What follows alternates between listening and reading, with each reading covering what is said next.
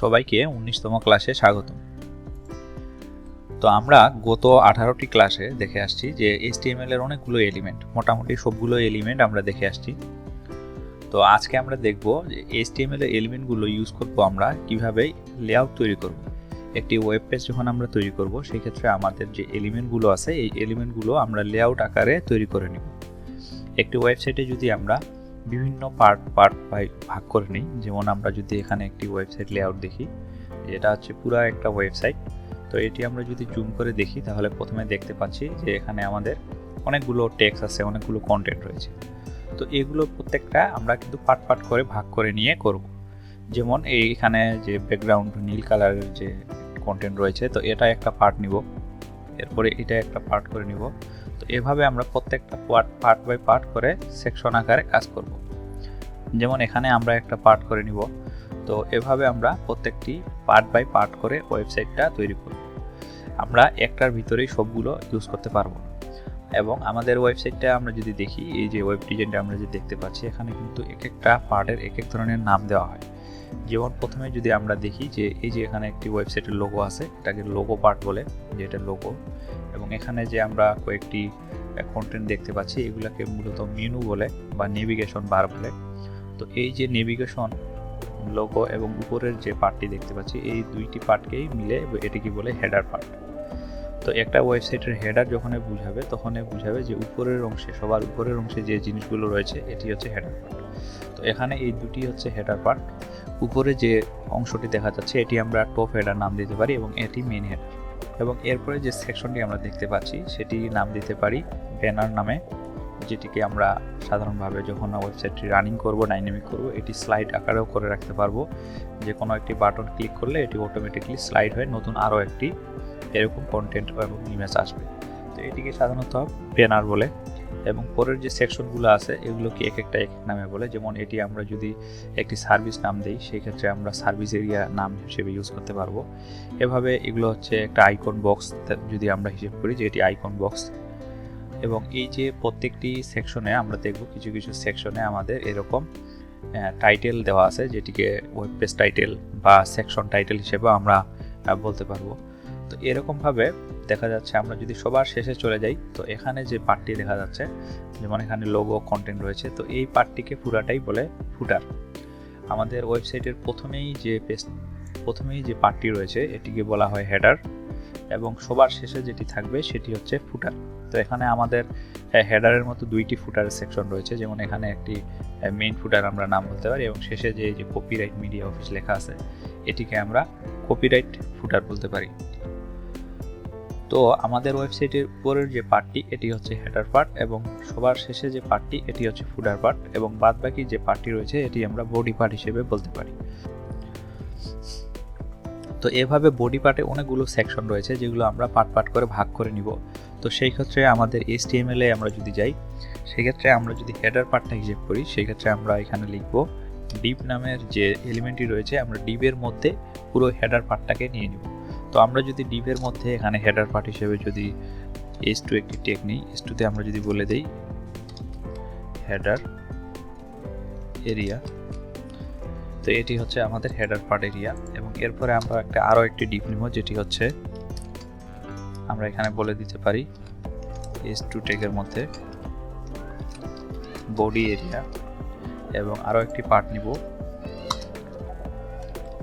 Depp টেগের মধ্যে, এটিকে বলে দিব ফুটার এরিয়া। তো আমরা যদি এখন এটি দেখি তাহলে আমরা দেখতে পাবো যে আমরা এখানে একটি হেডার এরিয়া, একটি বডি এরিয়া, একটি ফুটার এরিয়া নিছি। তো এখানে যখন আমরা একটি ওয়েবসাইট তৈরি করব সেই ক্ষেত্রে আমরা এভাবে ডিপ করে এরিয়া করে ভাগ করে নিব, যে এটি হচ্ছে আমাদের হেডার পার্ট, এটি হচ্ছে আমাদের বডি পার্ট, এবং এটি হচ্ছে ফুটার পার্ট। এবং বডি পার্টের মধ্যে যদি অনেকগুলো আমরা পার্ট দেখে আসলাম, যেমন আমরা আমাদের এই ওয়েবসাইটটাতে দেখে আসলাম যে আমরা যদি এই হেডার এবং ফুটার বাদে বাকিটাকে বডি হিসেবে আখ্যায়িত করি, তাহলে আমরা দেখতে পাচ্ছি এখানে অনেকগুলো পার্ট রয়েছে। তো সেই ক্ষেত্রেও আমরা কি করব, সেই ক্ষেত্রে আমরা বডি পার্টে এসে আমরা এখানে আবার ডিপ নেব। ডিপ নিয়ে আবার বলে দিব যে বডি পার্টের এটা হচ্ছে suppose BAN near banner area, যেহেতু হচ্ছে ব্যানার এরিয়া। এরপরে যদি আরও আমরা একটা দেখি, এটি হচ্ছে ব্যানার এরিয়া, এবং আমরা আরও এখানে এরিয়া অ্যাড করব। সেই ক্ষেত্রে আমরা আবার ডিপ এলিমেন্টের মধ্যে আবার একটি এরিয়া নিব, যেমন আমরা যদি এখানে নেই সার্ভিস এরিয়া। তো এভাবে যখন আমরা একটি ওয়েবসাইট তৈরি করব তখন আমরা এভাবে পার্ট বাই পার্ট ভাগ করে নিব, যে আমরা হেডার পার্টটা আলাদাভাবে ডিপ দিয়ে রাখবো, এরপরে বডি পার্টটা ফুললি একটি আলাদা ডিপ দিয়ে রাখবো, এরপরে ফুডার পার্টটা আলাদা পার্ট করে রাখবো। তো এভাবে এরপরে যদি আমরা হেডারের ভিতরে দুইটি হেডার পাই, সেক্ষেত্রে এখানে দুইটি ডিপ নিয়ে একটি হেডার টপ, একটি হেডার মেইন হেডার, এবং বডির মধ্যে যখন আমরা অনেকগুলো পার্ট পাবো সেই ক্ষেত্রে আমরা ডিপ করে করে প্রত্যেকটা পার্ট বাই পার্ট করে নিব। তো লেআউটটি সাধারণত এইভাবে আমরা তৈরি করে ওয়েবসাইট তৈরি করব বা একটি ওয়েব পেজ তৈরি করব। এবারে আমরা যদি এই পার্টগুলো এইভাবে ডিপ দিয়ে না নিয়ে আমাদের HTML এর স্ট্যান্ডার্ড কিছু সেমেন্টিক এলিমেন্ট রয়েছে, যেগুলোর মাধ্যমে আমাদের এই পার্ট বাই পার্টগুলো ভাগ করে নিতে অনেক সুবিধা হবে। তো সেই ক্ষেত্রে আমরা যদি একটি ছক দেখে আসি তাহলে ভালোভাবে বুঝতে পারবো। তো আমরা যদি সেমেন্টিক এলিমেন্টসের লেআউটটা দেখি তাহলে বুঝতে পারবো যে আমাদের কি কি এলিমেন্ট এখানে ইউজ করতে হবে। যেমন আমি প্রথমে বললাম যে হেডার এরিয়ার জন্য আমরা একটি ডিপ নিব, এবং ফুটারের জন্য একটি ডিপ নিব, এবং পুরোটার জন্য একটি আমরা আলাদাভাবে ডিপ নিব। তো এখানে স্ট্যান্ডার্ডভাবে যদি আমরা HTML এর এলিমেন্টের লেআউটগুলো সাজাতে চাই, সেই ক্ষেত্রে আমাদের এখানে প্রথমে যে ট্যাগটি নিতে হবে সেটি হচ্ছে হেডারের জন্য হেডার ট্যাগ, যেটি হেডার এলিমেন্ট বলে, এবং ফুটারের জন্য একটি ফুটার এলিমেন্ট নিতে হবে, এভাবে ফুটার ট্যাগ ইউজ করে। এবং পরবর্তীতে যে আমরা মেনুটা আসতেছে, যেটি নেভিগেশন নাম, সেটি অবশ্যই নেভ ট্যাগ দিয়ে নিতে হবে, নেভ ট্যাগের মধ্যে মেনুটি রাখতে হবে। এবং বডি ট্যাগের মধ্যে যে আমরা সেকশন বাই সেকশন ভাগ করে রাখলাম সেইগুলো আমরা সেকশন দিয়ে করতে পারবো। যে আমরা একটি ব্যানার সেকশন করব সেক্ষেত্রে সেকশন দিলাম, এরপরে আমরা একটি সার্ভিস পার্ট করব সেক্ষেত্রে সেকশন ট্যাগ দিয়ে শুরু করলাম। এরপরে সেকশনের ভিতরে বা বাইরে হোক যেখানেই হোক আমরা যদি কোনো কন্টেন্ট লিখি সেক্ষেত্রে আমরা আর্টিকেল দিয়ে একটি ট্যাগ নিতে পারবো। এবং আমাদের ওয়েবসাইটে যদি কোনো সাইড বার থাকে বা সাইডে কোনো কন্টেন্ট আমরা রাখতে চাই, সেক্ষেত্রে অ্যাসাইড নামে ট্যাগ ব্যবহার করে আমরা সেখানে কন্টেন্টগুলো ইউজ করব। তো এই লেআউটটি ইউজ করে যদি আমরা ওয়েবসাইটে বা ওয়েব পেজ তৈরি করি, সেক্ষেত্রে আমাদের সিমেন্টিক এলিমেন্ট ইউজ করে আমাদের স্ট্যান্ডার্ডভাবে একটি HTML টেমপ্লেট তৈরি হবে। তো সিমেন্টিক এলিমেন্ট ইউজ করলে কি হয় যে আমাদের পরবর্তীতে যদি আমরা এই HTMLটাকে কোনো একটি অ্যাপ্লিকেশন বা কোনো একটি অ্যাপ বা ওয়েব অ্যাপ্লিকেশনে কনভার্ট করতে চাই, সেই ক্ষেত্রে আমাদের কোডগুলো খুব সুন্দরভাবে থাকে এবং এগুলো যে কোনো ডেভেলপার বা নিজেই বোঝা যায় যে এটি এই সেকশন। তো এটি একটি স্ট্যান্ডার্ড ওয়ে, এই লেআউটটা ইউজ করে HTML টেমপ্লেট ইউজ করতে পারবো। এগুলো আমরা যদি কোড এডিটরে কোড করে দেখি তাহলে আরও সুন্দরভাবে বুঝতে পারবো। যেমন আমরা হেডারের জন্য লিখবো হেডার ট্যাগ। তো এখানে আমরা হেডার ট্যাগের মধ্যে আমরা যে হেডারের অংশগুলো রয়েছে সেগুলো এখানে দিব, এবং ফুটার পার্টটির জন্য আমরা এখানে ইউজ করব ফুটার ট্যাগ।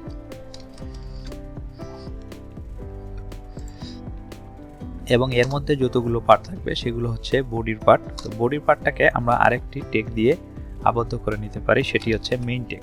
তো মেইন ট্যাগের মধ্যে আমরা যতগুলো ট্যাগ ইউজ করব, যদি আমাদের কোনো পার্ট বাই পার্ট করে ভাগ করে নিতে হয়, সেক্ষেত্রে আমরা প্রত্যেকটি পার্টকে সেকশন ট্যাগটার মাধ্যমে এখানে আবদ্ধ করে নিব স্ট্যান্ডার্ড HTML করার জন্য। যে একটা পার্ট করব ব্যানার, এটাকে সেকশন দিয়ে নিব, আরও একটি পার্ট করব সার্ভিস, সেটিকে আরও একটি সেকশন দিব, এভাবে আরও একটি পার্ট করব আমরা টেস্টিমোনিয়াল, সেক্ষেত্রে আবার একটি সেকশন দিয়ে আমরা এর ভিতরে কোডগুলো করব।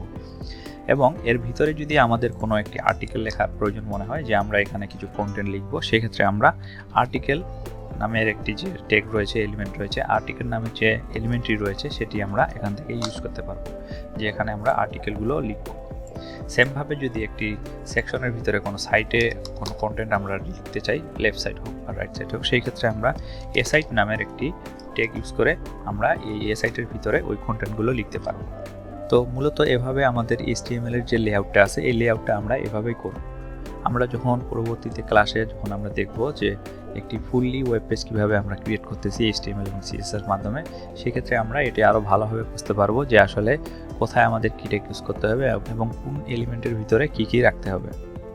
তো আজকের ক্লাসে আমরা যেটি ভালোভাবে বুঝবো সেটি হচ্ছে, প্রথমে আমরা যে সেকশনটি নিব সেটি হচ্ছে হেডার, এবং বডিতে মধ্যে যা থাকবে সেটি মেইন ট্যাগের মধ্যে নিব, এবং শেষে যেটি থাকবে সেটি ফুটার ট্যাগের মধ্যে নিব, এবং বডির মধ্যে যে অন্যান্য পার্ট বাই পার্ট আমরা ভাগ করে নিব সেগুলো সেকশন ট্যাগ দিয়ে এর ভিতরে আমরা কন্টেন্টগুলো বসাবো। তো আজকে এই পর্যন্ত, আগামী ক্লাস দেখার আমন্ত্রণ জানিয়ে এখানেই শেষ করছি। ধন্যবাদ।